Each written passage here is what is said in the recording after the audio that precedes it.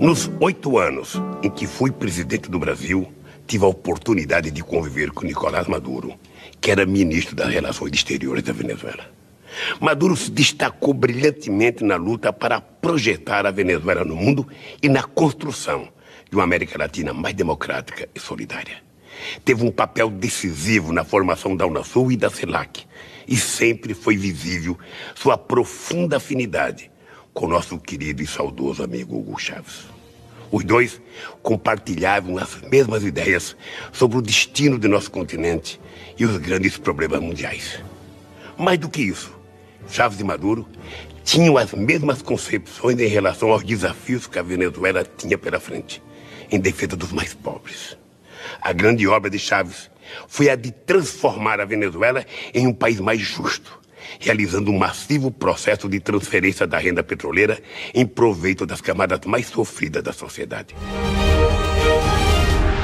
A Fabi estava completamente indignada o coração ao longo do Lula. vídeo, Gente, então eu vou começar com ela. Eu não sei se ela se indignou mais com a fala ou com aquela... Vocês repararam que o Lula ele dá uma piscadinha com o olho esquerdo, assim, quando ele tá falando? Você sabe qual é? Tipo, mentira, é mentira.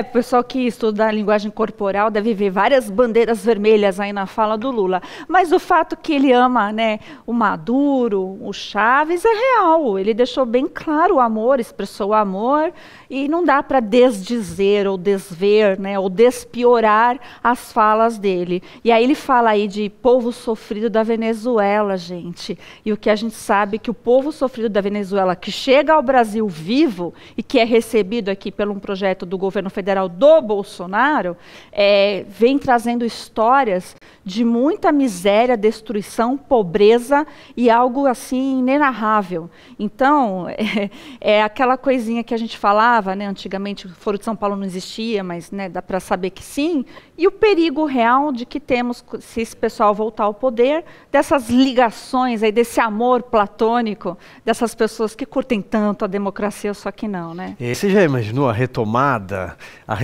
de negociações? Na verdade, não tem negociações nenhuma, tem socorro e envio de dinheiro para ditadura de Cuba, para Venezuela, Moçambique, por aí vai. Aliás, esse grupo de países aí que eu acabei de falar deve hoje para o BNDES $1,5 bilhão, Alan.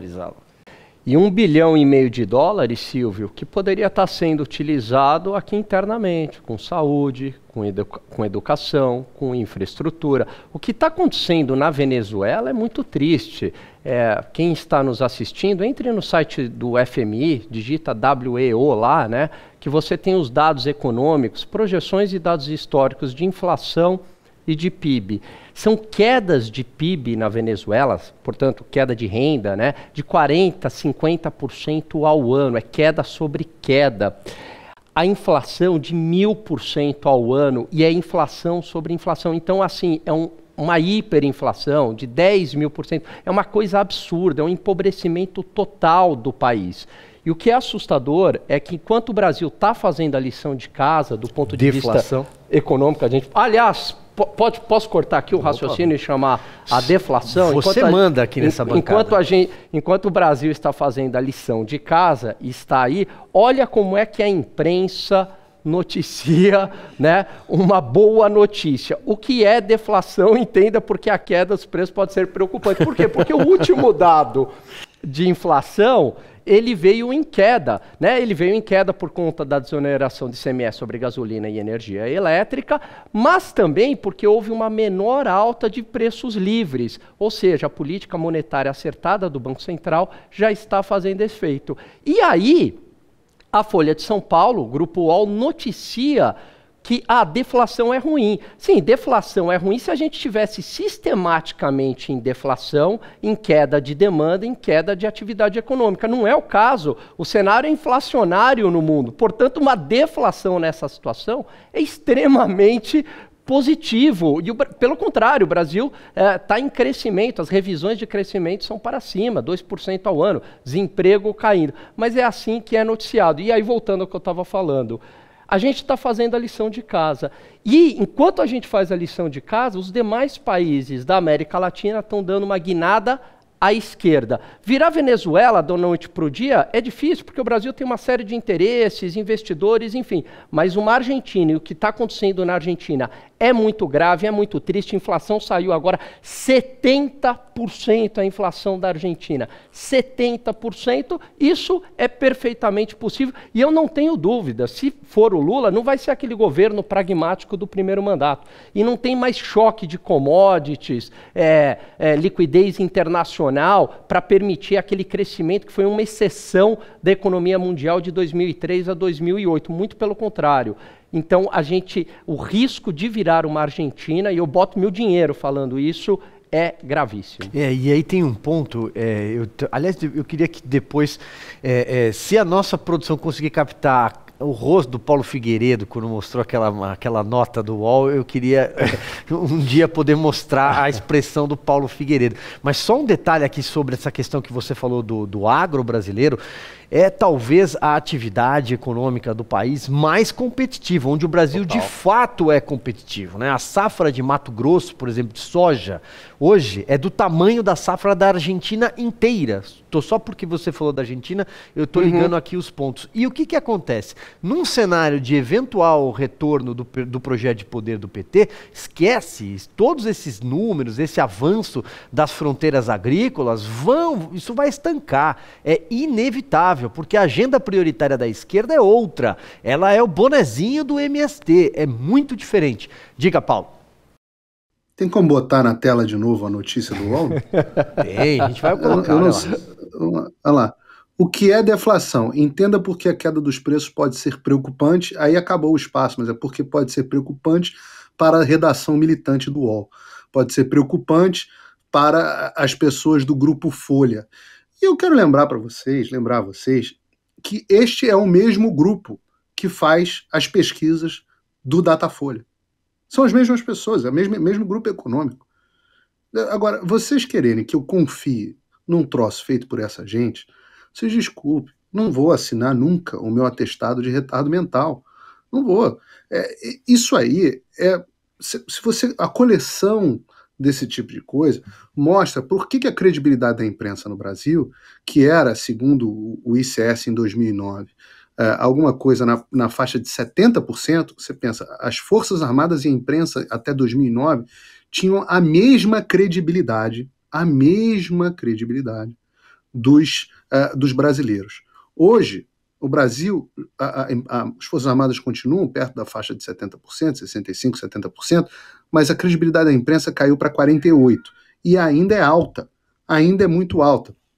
Nos Estados Unidos, um outro levantamento feito pela Reuters e pelo YouGov, junto com a The Economist, chegaram à conclusão que nos Estados Unidos é 25% o índice de confiança na imprensa. E no Brasil ainda é 48%, ou seja, quase o dobro. Tem muito trabalho pela frente para as pessoas perceberem que esses tipos de veículos não fazem jornalismo, isso não é jornalismo. Isso aí é militância política. Então isso precisa ficar muito claro, eu acho que a gente tem sempre que aproveitar esses momentos. Agora, sobre o Lula e a Venezuela, eu acho que a campanha do presidente Bolsonaro deveria passar esse vídeo, porque isso é muito importante. Parabéns para os 62 minutos, para a produção, e para você, Silvio, por ter trazido esse vídeo, mas ele precisa ser passado no horário eleitoral, porque o Brasil precisa entender o momento no qual ele se depara. E aqui, a cidade onde eu moro, tem coisa de 20% ou 30% de venezuelanos. Tem muito venezuelano fugido para os Estados Unidos, na cidade onde eu moro. Geralmente, os venezuelanos mais prósperos, que conseguiram fugir a tempo. E aí eu discordo do Alan. Eu acho que a situação o Brasil pode virar a Venezuela muito rapidamente. Eu sempre digo que o conservadorismo, as pessoas são conservadoras porque elas reconhecem que a construção das instituições ou de qualquer coisa na vida, até uma casa, você quer construir, você constrói ela aos poucos. Mas para você destruir, basta você vir com um trator e derrubar a casa no mesmo dia. Rapidamente o Brasil pode se tornar uma Venezuela, como rapidamente a Argentina... você vê, eles ganharam de novo na Argentina, tem o quê? 1 ano e meio? Já destruíram o país, 70% de inflação. Não que a Argentina estivesse maravilhosa no período Macri, mas não dá para dizer que a coisa piorou muito desde então. Então, o brasileiro precisa ter consciência. É muito rápido. A própria Venezuela, que era um dos países mais ricos da América Latina, com uma enxurrada de investimento americano, piorou muito rapidamente da noite para o dia. E esse... Não tem palavras, eu acho que até o jeito dele falar, quando eu estava falando sobre autenticidade, esse jeitinho de leitura do teleprompter, falando assim, não sei o quê, eu acho isso um nojo. Eu não consigo imaginar o presidente Bolsonaro fazendo essas carinhas afetadas na hora de ler um teleprompter para dar uma declaração para o povo. Eu acho que o povo vai reconhecer isso nas urnas. Ô Paulo, não, eu concordo absolutamente. O Brasil pode sim virar uma Venezuela. Eu só acho que passa antes por uma Argentina. Vira primeiro uma Argentina, passa pelo purgatório, depois vira uma Venezuela. Justo. E o que você achou? Você achou esse bigodinho do Lula no vídeo cafona ou beautiful people? Vou perguntar para a Fabi, que é a nossa consultora de estética. Ai, gente, a mais bonita do programa. Não, e pior de tudo que ele tá uma pessoa mais velha e agora o discurso dele tá mais vintage, né? Ele tá falando como se fosse 1980. Mas teve um jornal aí, vocês vão se lembrar que disse que ele abaixou para pegar a caneta para mostrar o vigor, né? Caiu uma caneta e ele, nossa, que coisa assim, noticiável, né? Que notícia maravilhosa, ele conseguiu abaixar para pegar uma caneta, gente. Ele serve para ser presidente. Isso porque não mostraram as coxas. Como é que é, Paulo? Peraí, que a gente não... O jornal que mostrou as coxas do Lula, não lembra disso?